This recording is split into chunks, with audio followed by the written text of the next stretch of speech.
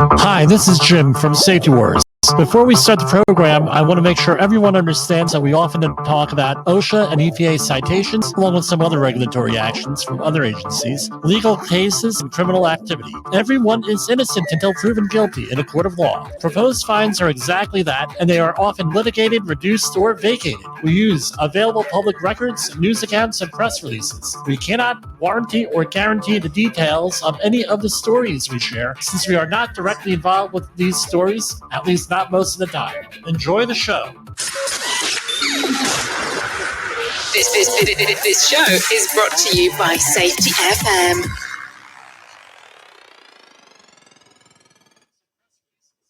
And from the border of liberty and prosperity and the highway to the north, this is Safety Wars for what date? February 21st, 2024. How's everybody doing out there? Only one more month of this thing we call winter. Thank God. It's just dragging on and on and on and on and on.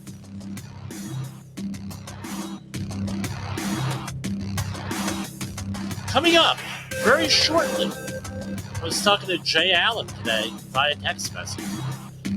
Very shortly, we're coming up to season number 4 of the show here. Who would have thought? Over 300 episodes here for you to choose from.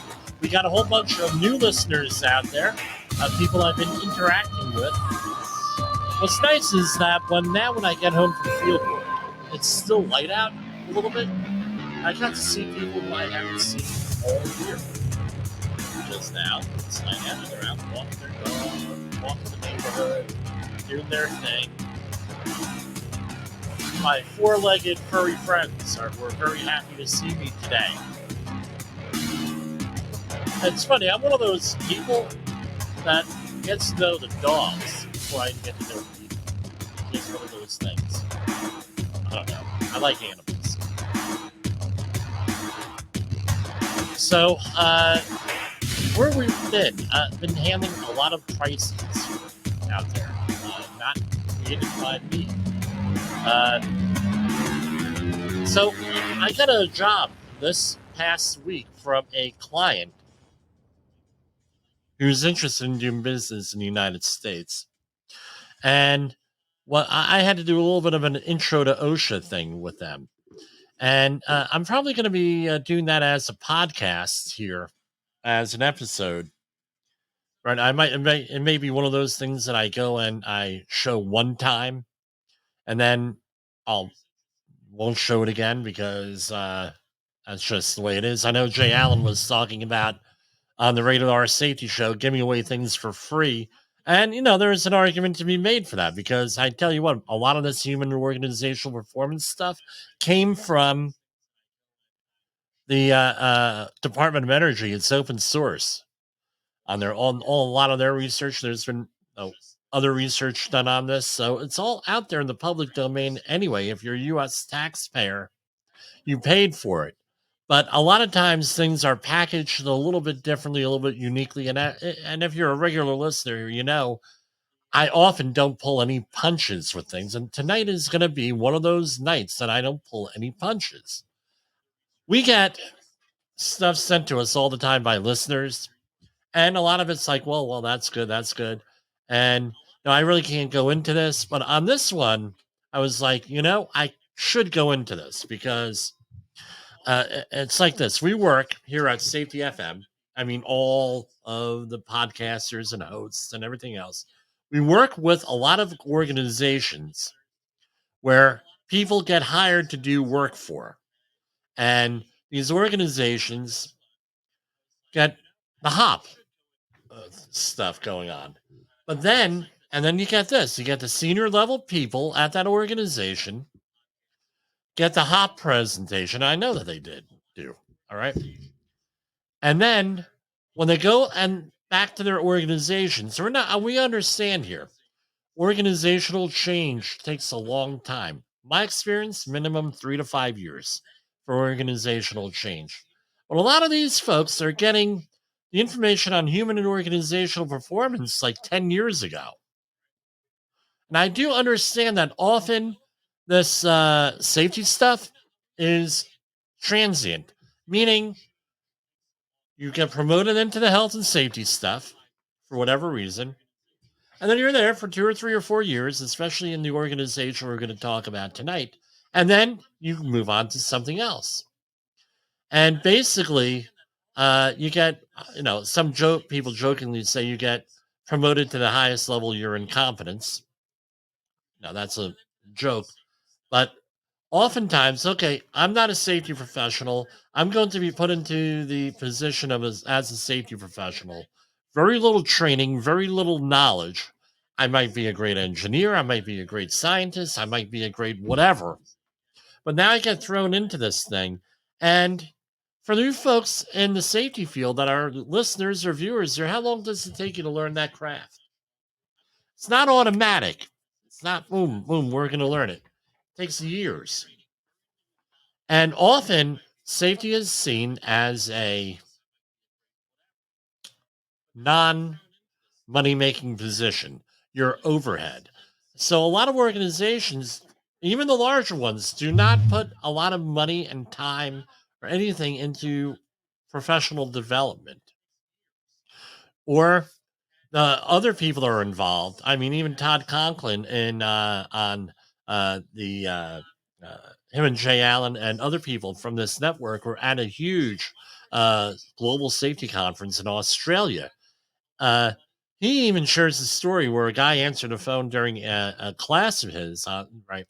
And he says, "Well, no, this is not as it doesn't suck as bad as I thought," was the comment, and that always gets right. So you get people very down on safety because it's not presented right, or people, how many times can you learn to use a ladder properly? Let's face it, right? So they send people to safety training, and then it's a nightmare. I worked in an organization where people actually had post-traumatic stress disorders from 8-hour HAZWOPER courses. They refused my entire tenure there. They refused to go to 8-hour HAZWOPER courses because they were that hellish with the presenter. But anyway, I digress. But let me go circle back. Again, I'm off in the weeds. Let me circle back here. So this organization has known about HOP for many years, but for whatever reason, it's not being adopted by the organization. And the safety incident that we're going to read to you here is a prime example to that. So we're going to take a brief commercial break here, and then we're going to come back to you with this story. I have to set it up a little bit. This is Safety Wars, broadcasting to our brothers and sisters in the occupied territory of behavior-based safety. Get out your secret decoder ring. Here is your nightly message. Human error is normal. Human error is normal. Okay, so we're going to ask you here, and hold on here. I get yelled at for not doing this. People comment. Here you go. Safety Wars is streaming now. SafetyFM.com. All right. So here we are. And so this organization sets up goals every year. And this is a very large organization. I'm not going to mention what it is. And here we have their combined total recordable rate for this facility is less than 0.1. So we know what the total recordable rate is for in safety, and we know the calculation. If you're not sure what that is, you go and look it up. But basically, it's at averages all your incidents versus your work hours, and you come up with this rate. Now, when this organization is famous for going out there and saying you're a bad contractor, you're an unsafe contractor, you're an unsafe organization if you don't meet this predestined goal. And they also have predestined this goal. And then they say, on top of that, they have one of those things that Sam Goodman always talks about: 0 accidents, 0 incidents, 0 illnesses. They track this stuff all along. And what inevitably happens? They have a injury in January, right? And then you have to hear about that injury, and that becomes the focus of the whole organization's safety for the entire year. So they had one recordable injury this year, and they're at 0.34. So now, as if they have no more injuries this year, the 0.34 total recordable incident rate will inevitably go down. However, this organization, that doesn't happen because you got a lot of stuff going on here. And what the implication is that it's not a safe organization, at least when it comes to around to managing their people, managing their contractors, and the upper level management managing the management of these facilities. And they're a company you've heard of. We'll leave it at that. So now the company, right, did not meet their goals so far, and now they're an unsafe company. Does that make sense? Now, here's my question for you. What is safety? I start out every one of my safety training classes, whether it's an outreach class, HAZWOPER class, fall protection class, confined space entry, any of the classes that we do here, and we're going to talk about defensive driving too. That's a new offering from us. We just developed on defensive driving. Was with all this stuff going on, what is safety? This is essential. Is safety zero accidents, zero incidents, zero illnesses, zero whatever, 000? But and then therefore the implication is if you have one accident, now you're unsafe. You're an unsafe, evil organization, bad apples and everything else. Or is safety capacity and resilience? The amount of stuff that you could do, the amount of safeguards you could put into place, the amount of procedures, things of that nature you can put into place, and your ability to adapt, resiliency. And unless you're dealing with crazy people, and Todd Conklin said it, you could catch it on the Jay Allen podcast, Jay Allen show on your favorite podcast platform. He had said every organization has psychopaths. If you don't know it, right? Sort of thing. No, well, we deal with psychopaths sometimes. I mean, I tell you what, we had incidents this week like you wouldn't believe. Dealing with people, and we effectively deal with those folks, and people don't want to get hurt. Generally speaking, there are generally speaking, I could name and I'll drive people nuts. I can have a whole program on stories where we have people who went nuts and they wanted to get hurt. Well, one of the more famous stories I have is where a guy didn't like his work assignment for the next month. He was going to be doing something that would take about a month and a half, and it wasn't a very pleasant part of the job. So he said, "You're going to give me another job," and foreman says, "No, this is the job that we have. This is what it is, blah, blah, blah." So, you know, like he picked up a ball peen hammer and smashed his own hand and broke it. You know, what do you do with that? Turned out to be a recordable. So, but anyway, we have people like that. But generally speaking, nobody wants to go to work to get hurt. People want to get a good job, do a good job, get home, everything else. People are not that way here. With some exceptions. But anyway, here we have I'm going to sanitize this one here, right? A confined space entry attendant left the confined space while personnel were still inside. Upon several individuals leaving the confined space, the attendant assumed that all entrants had exited the area and logged everyone out of the space. Once completing the log, they left the area for lunch. However, there were 3 entrants still inside the space. I'm not going to mention what kind of space it is, but it's space. A short time later, the 4 remaining entrants exited the space, right, to find out there was no confined space entry attendant. Now, what are the key lessons here? Entry, and again, this is the blame the worker situation. Entry and exit logs were not completed for the entrance, right? Worker badges were not collected upon entry and returned upon exit as required by the facility procedure. Now,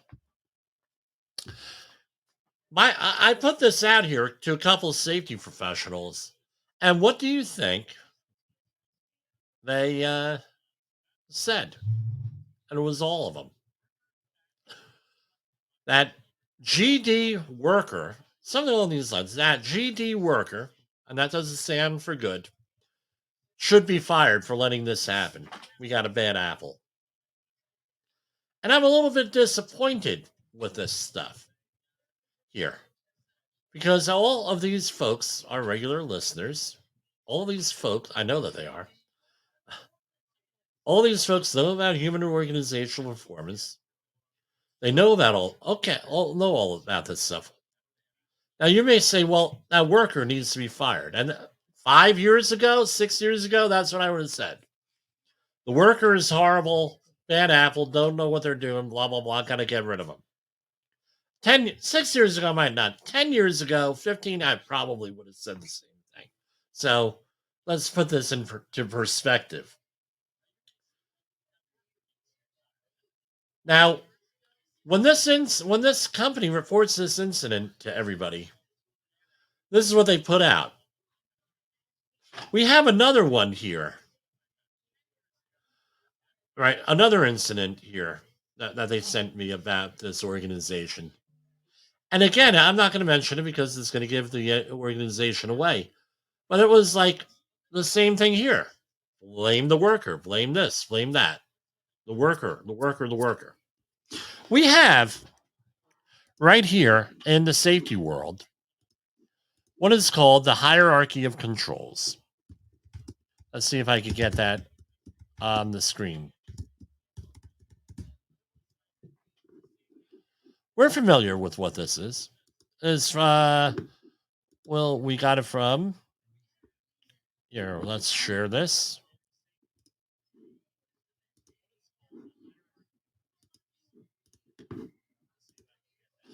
We're familiar with this, the hierarchy of controls.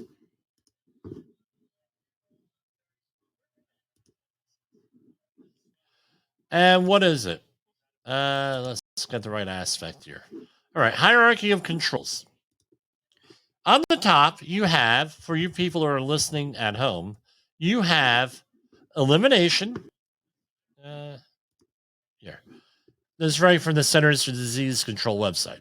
Elimination, substitution, engineering controls, and administrative controls. Those are the hierarchy of controls.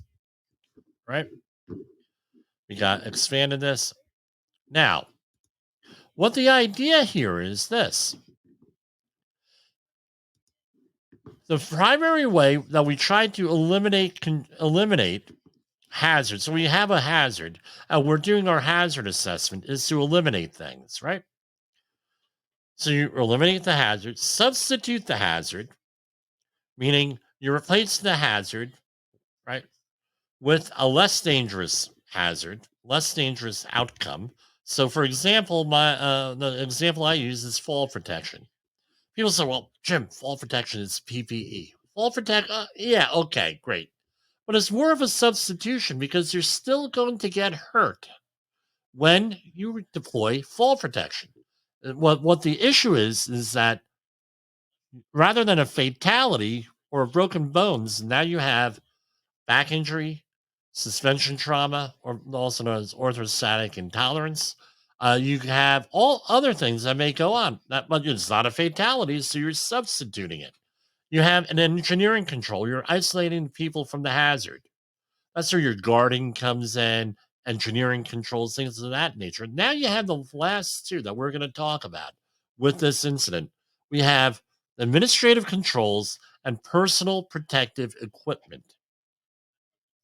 If you look on the left-hand side of this schematic from the CDC, what do you have? The most effective, and then you have the least effective. What's the least effective means of controlling things is what? Administrative controls and PPE. Right? Now, those are the. Now, my question is this: if you're going to be concerned about safety and making things real safe and everything else, why would you rely solely on an administrative control and PPE? Administrative control, change the way people work. PPE, protect the worker with personal protective equipment. Those are the two the least effective means of managing anything. Why? What's an administrative control? It's a rule. Let me give you an example of a rule. One rule is that you have to go and go do entry and exit logs on a permit required confined space, so you have accountability, because in the regulation it doesn't say this exactly. It uses different language, but in effect, you have to keep a written log of who's in and who's out, or maybe another effective means. I've always argued for access control because we do have that technology. In this facility, it's badges, where they're handing out badges to people, right? So you have an ID badge, and then you hand that to the person. Now, now they give this, all right, well, they weren't doing the, now you're relying on the administrative controls. Now, here are some of they have key lessons. Let's talk about key questions. Right, we're told the Socratic method. This is what, and if you're doing a root cause analysis, and I ceased calling them root cause analysis, because what do you think my question is when I ask folks when I'm doing the accident investigation, especially if they're a new client? They say, well, Jim, we need to do an accident investigation. Well, okay, great. We're doing an accident investigation. They say, well, we use taproot analysis or root cause analysis. What do you think my next question is? Do you want a root cause analysis, or do you want a root cause analysis? Whoa, you know what I mean by that. Oh, well, Jimmy, I don't know. Okay, so let's talk about the root cause analysis. My question is this: entry and exit logs are not completed for the entrance. Why weren't they complete? They might have been not complete for a good reason. One, do you supply your confined space entry attendants with pens that work? What kind of login and logout do you have? Is it that cheap El Cheapo carbon copy paper that you folks are handing out? Or is it something else that when you use a pen on it, it destroys? So is it aggravating? Is it not very ergonomic? Do they have a clipboard? Did you supply them a clipboard to your employee? So doing the attendance so they could do that? Guess what? Often doesn't happen. Did that attendant have 30 or 40 people in that space that they had to keep track of? Did that attendant have a lot of traffic coming in and out of that space where maybe you need 2 attendants? Was there more than one entrance there? Did that attendant go and start screaming in there, hey, is everybody out of there? Did that happen? And if that attendant did do that, were the people willing to answer that? Or were they like, oh, F it, we just have a couple more minutes here, blah, blah, blah. And then an auditor came through and they said, well, I don't know where the attendant, that damn attendant not here. I don't know. Okay, those are all things not answered in this document here. And I'm sure everybody here we have thousands of listeners. I'm sure that we can come out with more things. Okay, now, worker badges are not collected upon entry and returned upon exit as required by the facility procedure. Now, here's a question for you, right? Okay, you have a badge here. Okay, here's your badge, right? This is a GoPro camera. Use that as a prop. Here's the badge. I've been on sites where they have a problem with people's badges getting lost when you hand it to the confined space entry attendant. And then that badge is used for access control all over. Let's say you're going to be in that space for 3, 4, 5 hours, not unheard of on a shutdown or more. What if that badge, all right, you're afraid of that badge getting stolen and handed off to somebody else for nefarious reasons? That could happen. Again, this is a shutdown with thousands of people there, hundreds, if not thousands of people. You don't know everybody. You would like to think that no one's going to do something funky with those badges. What if that attendant was there and asked the guys for the badges, and they're from New Jersey, they give someone and they show them the state bird or give them the state's salute. Think that happens? Yeah, that happens all the time. So now let's talk about the worker. And Sam Kinison, the old comedian, had a punchline in one of his jokes. I'll clean it up. How the bleep did you get this job? That's not against the worker, by the way.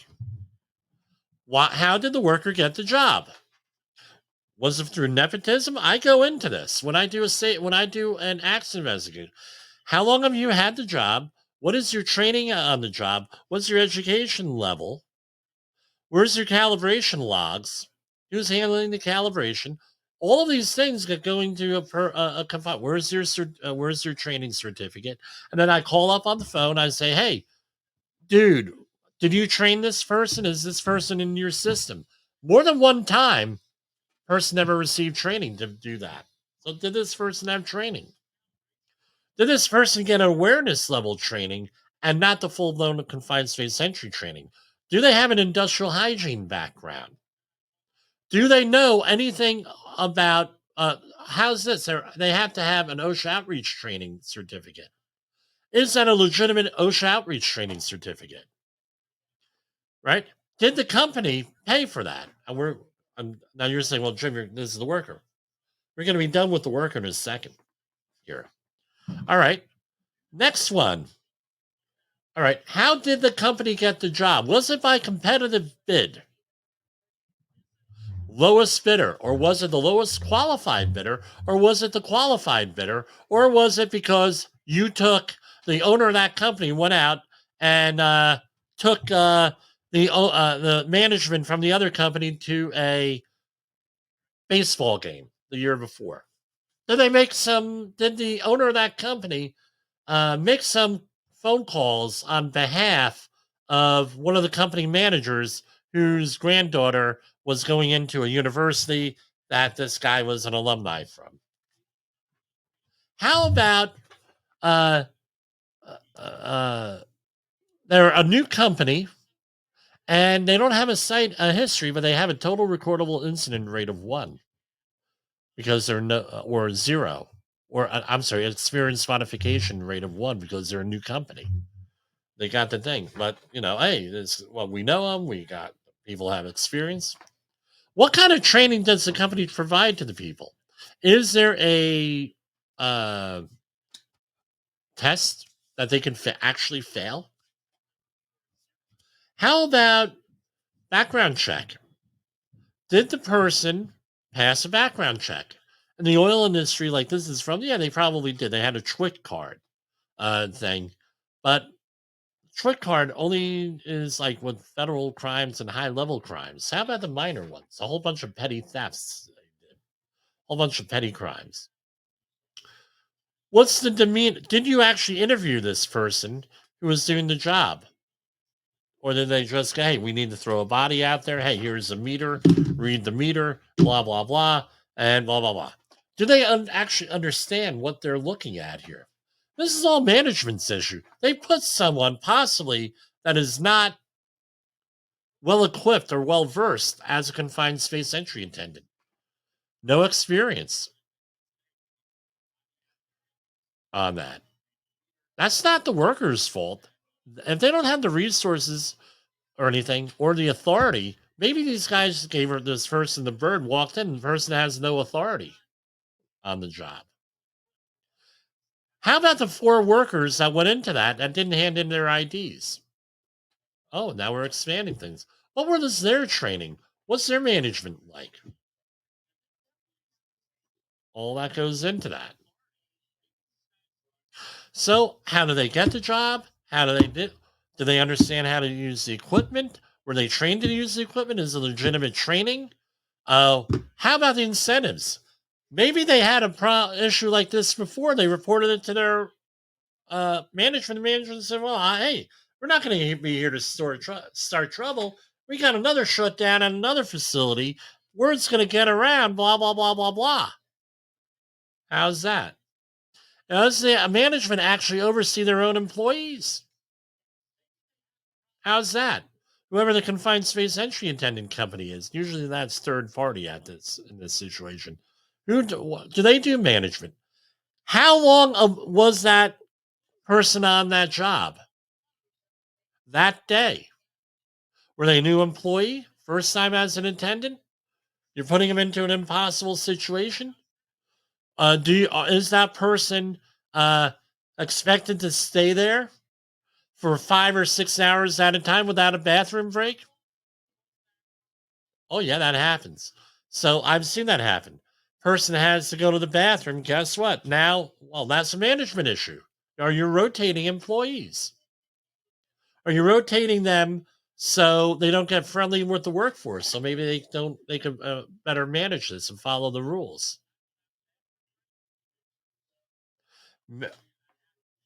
All of this stuff, root cause analysis, and all this stuff points to not the worker. Yeah, the worker, yeah, we talked a lot about. But what about the management managing them? Did they make it clear? Rules. Were they aware of the rules? Did you communicate the rules? What you had to do. I know when I gives confined space entry training for attendants, guess what? They get a sign off sheet where these are what the regulations are. That way, there's no question that they were not that they were told what the rules were. Did they do that?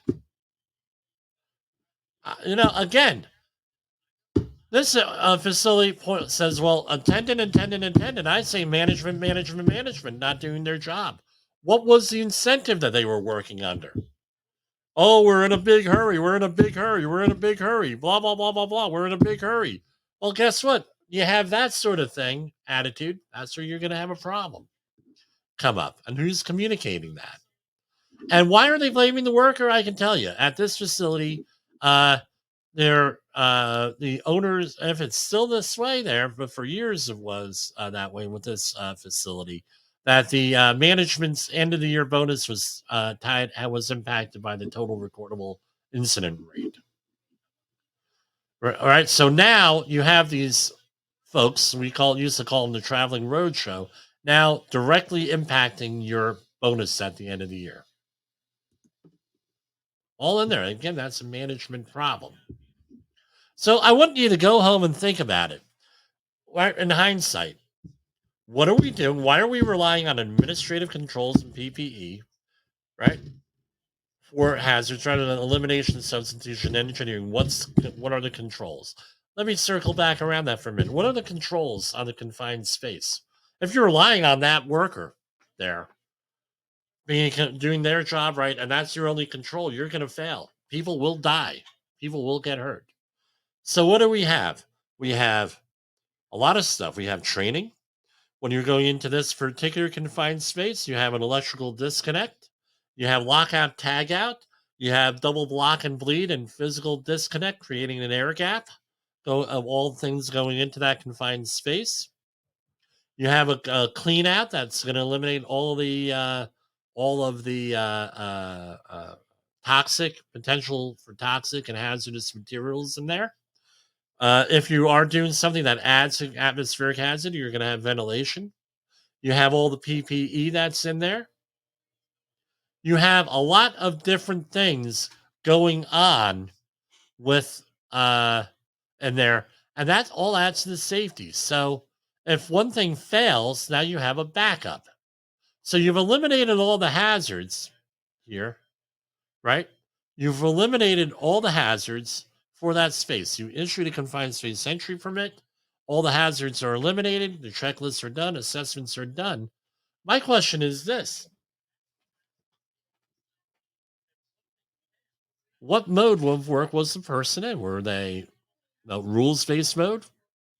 Were they not lack of knowledge-based mode, or were they skills-based mode? My guess is that they're new people. They're probably in the rules-based mode, right? And they're they're in the rules-based mode versus skills-based mode, not experienced. And this could be used as a learning event. Nobody was really because they have all these controls in here. Nobody was really in danger of anything. Should the attendant left? No. But we had all these other controls that were in here too. So just think about it, and we will go from there. Thanks a lot.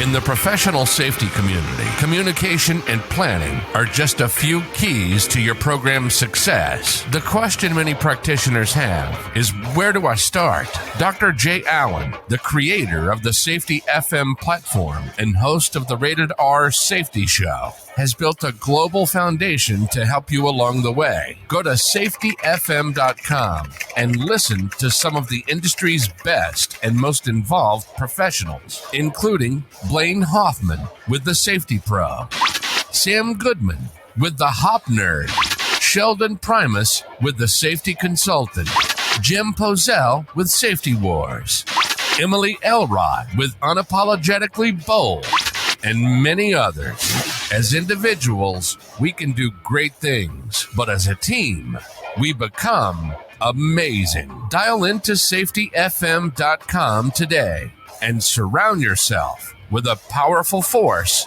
of knowledge and support.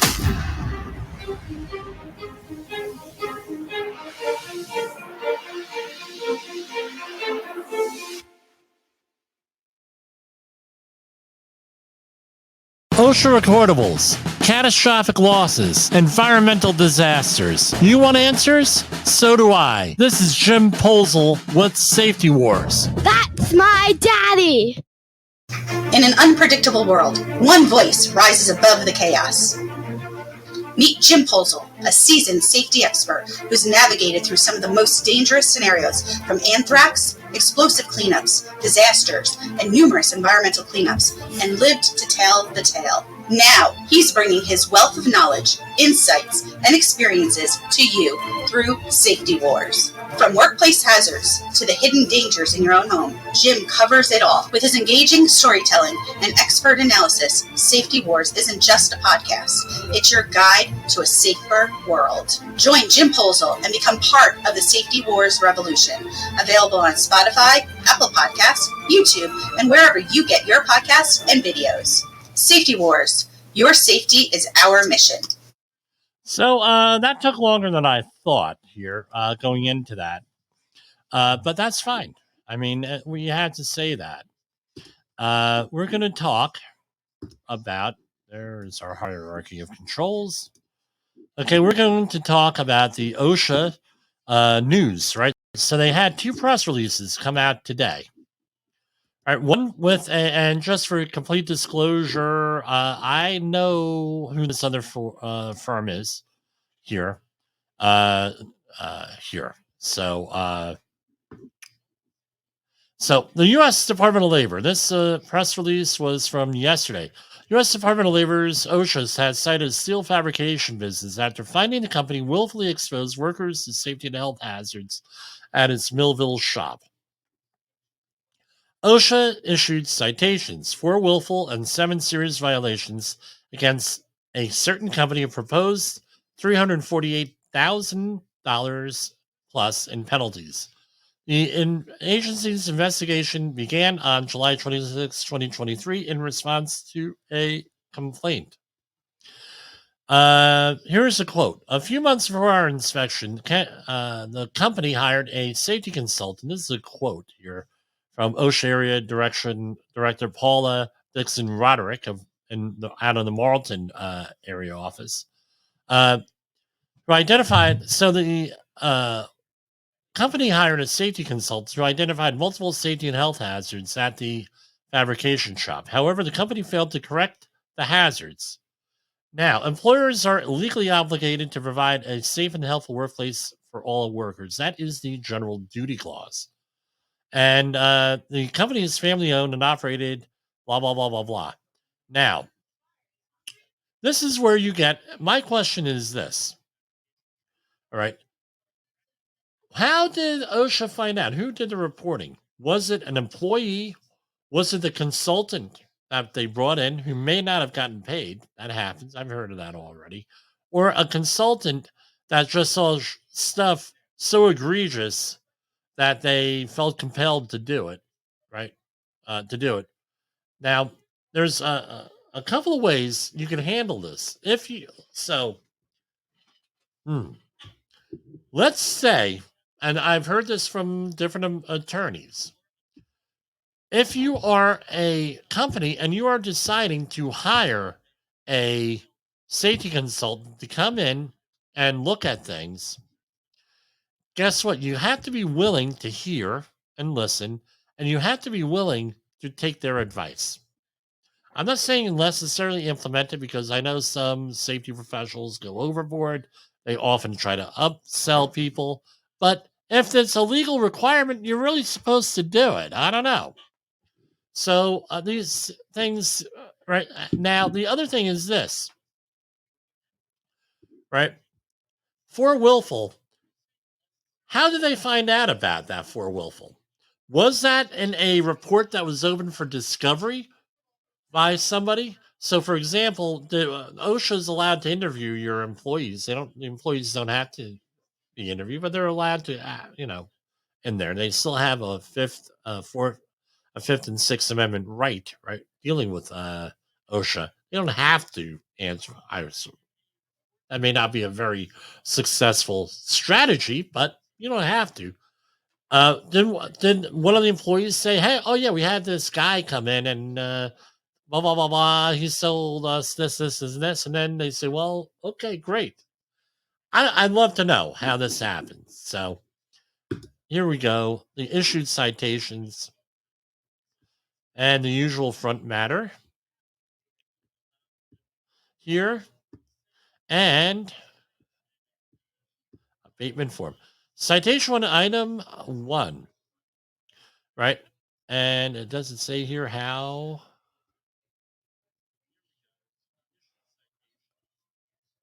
Nope. Okay. So here, sorry for freaking you people out on the video here. Citation 1, item 1, type of violation serious.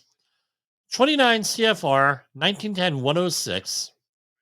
Category 1 or 2 flammable liquids. We don't see this one cited too often on these press releases. Or category 3 flammable liquids with a flash point below 100 degrees Fahrenheit, where it's dispensed into containers without the nozzle or container being electrically interconnected. So the employer did not ensure that a 55-gallon drums of a certain coating, a class 2 flammable, were grounded when dispensing flammable liquids, because there could be a static electric discharge, right? Because you have flowing fluid going through a nozzle or something like that. And what happens is, as the liquid goes over it, you strip off electrons from the surface of this, potentially. And now, with these free electrons, they got to go somewhere. They cause a spark, and now you have a fire. $6,453. Now, how much does one of those grounding things cost? You can get a real fancy one now. A couple $100 max if you go for the real fancy one. The not so fancy one, $20. Here we have citation 1, item 2A. The alleged violations will have been grouped because they involve similar or related hazards. Here we have that may increase potential or potential for. So citation 1, item 2A. Respirator standard, 1910-134. Respirators with tight-fitting face fuses were worn by employees who had facial hair that came between the sealing surface of the face fuse and the face, or that interfered with the valve function. This is an employee who was provided and required to wear a certain respirator, half face, was not clean shaven to ensure a sealing surface between the face and the face piece. That's again, these are all proposed citations. They may be vacated,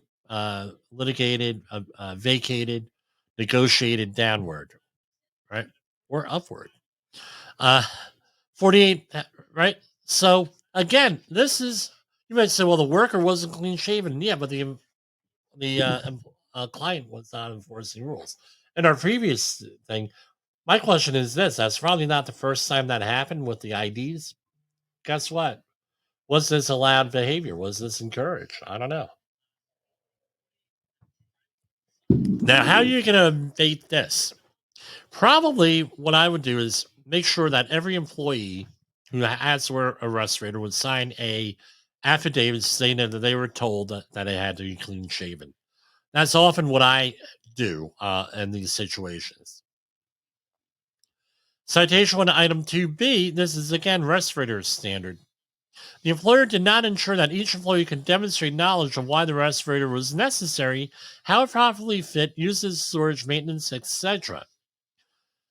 On or about July 26th, the employer did not ensure that each employee provided and required to wear a respirator, including but not limited to the respirator in question and a powered air purifying respirator, was trained and could demonstrate knowledge on fit, usage, maintenance of the respirator. Again, this is a training issue. And I'm going to say this: how did they get the job? Does the employee have the aptitude to answer that question or the demeanor? Do we have a nervous Nelly here that when I had one a couple weeks ago for training, the guy was a nervous Nelly. And I said to the client, I said, dude, this guy shouldn't be doing X, Y, and Z. Why? He's in a nervous wreck. Does he like that all the time? Because if he's in a nervous wreck, I can tell you what, this might not be a good match for him. Or maybe there's something else going on. Can you find him a different assignment? Right? And the client said, yeah, you know what, you're right. He's a good guy.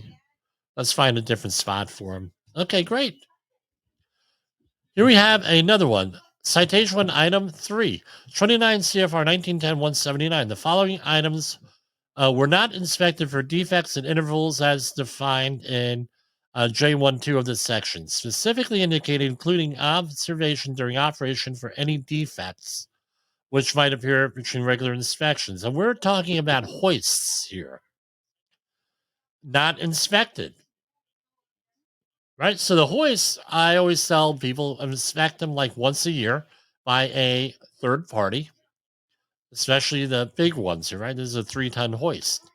And also a daily inspection prior to use, done by preferably some kind of competent person. That was $6,453. Citation 1, item 4, listed or labeled electrical equipment was not used or installed in accordance with instructions included in the listing or labeling. So circuit breakers are being used as a switch to turn lights on and power off in the building without being rated as a SWD. I'm not sure what that is. So it was $4,800. So rather than a light switch, for example, the center light switch, they were just going over the circuit panel and started flipping those things back and forth. That could in itself could be dangerous. Those are only to be used, for example, for occasional use. You're going to turn it on, you're going to turn it off, blah, blah, blah. If you're turning it on and off all the time, eventually something is going to break, and because it wasn't designed for that, number one. It's not hitting some type of a rating here. That's not rated for that kind of situation. They got $4,800. I think installing a couple of light switches is less than that. I might be wrong. Citation 1, item 5A. Type of violation, serious. This is a HAZCOM situation. Container lot labeled $8,067. Citation 1, item 5B. No safety data sheets. That was a serious violation with $0. And I know these two paints. So when you have a Part B, that is an epoxy, part of epoxy coating, Part A and Part B. And Part B is corrosive often, and that is curing, right, for this. $0. Citation 2, Item 1, 1910-134. This is a big one. Willful serious, $69,140. And it was from no medical monitoring. So we went into this multiple times on this show, where that's critical. Why? Again, with those imitation respirators during COVID, we had a situation where I saw someone have a seizure-ridden one. Would not have been medically cleared for that. So that's with that kind. With this kind, definitely with a regular half-face respirator, that is critical. $69,140. Citation 2, Item 2. Inspections on hoists. That's $82,964. Citation 2, Item 3. Workers and other persons adjacent to the welding area were not protected from the rays by non-combustible or flame-proof screens or shields. Employees were not utilizing welding screens in the welding area. Again, that's a very common thing. My brother John got hit in the face with an arc flash from a arc weld. It was not fun. He sat in the dark for 4 days with his eyes infected. His eyes actually got infected from it. It was horrible. Sat in the dark with sunglasses on. Couldn't even watch TV. Citation 2, Item 4, another willful serious. No HAZCOM training. $82,964 for a grand total of $348,683. Gotta love it. It would have been cheaper to just go along and do what you need to do. This is from a Braintree, Massachusetts. This is also a company that I believe we have. I've worked with them, I believe, here.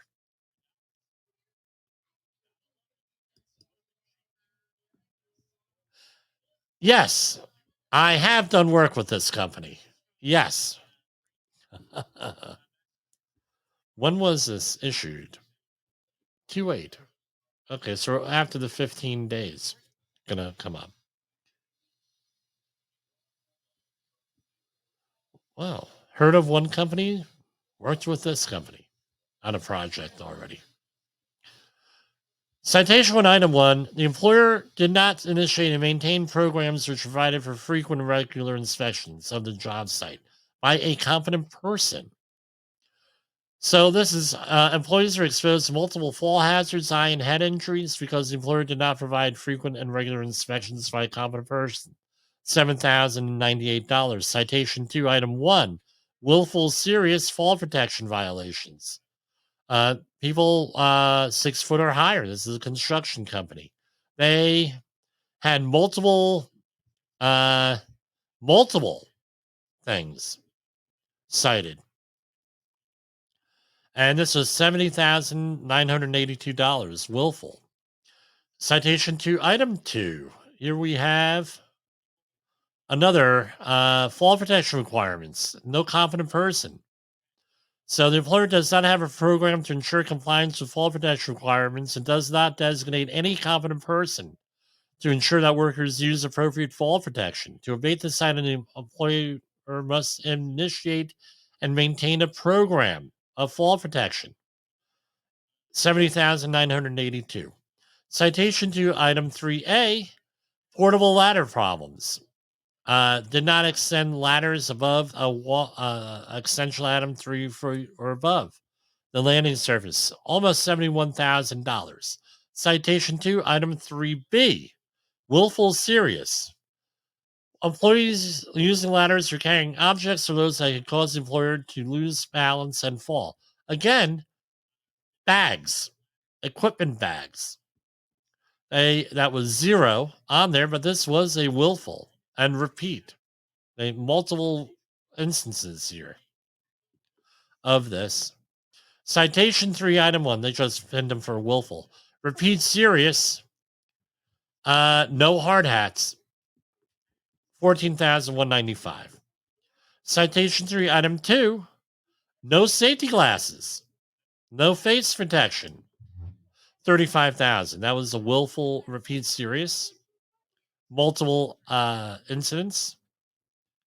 Next one was scaffolding, not erected or trained or anything under the direction of a competent person. Multiple times, $35,488. Citation 3 and item 3B, repeat serious.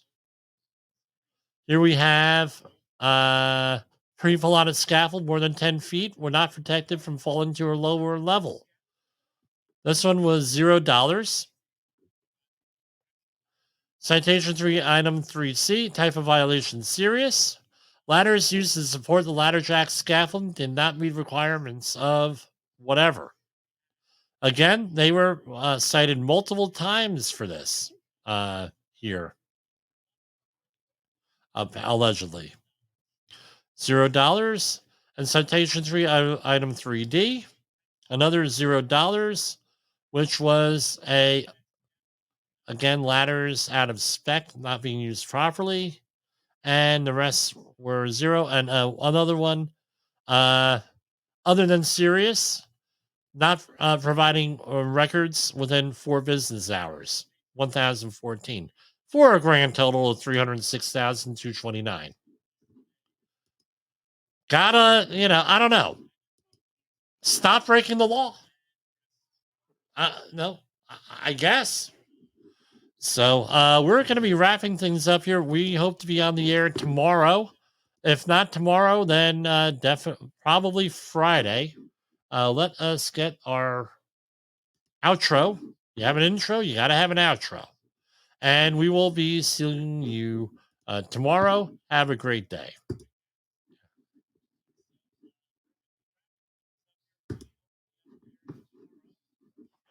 In this podcast are only examples. They should not be utilized in the real world as the only solution available, as they are based only on very limited and dated open source information. Assumptions made within this analysis are not reflective of the position of the company. No part of this podcast may be reproduced, stored in a retrieval system, or transmitted in any form or by any means, mechanical, electronic, recording, or otherwise, without prior written permission of the creator of the podcast, Jay Allen.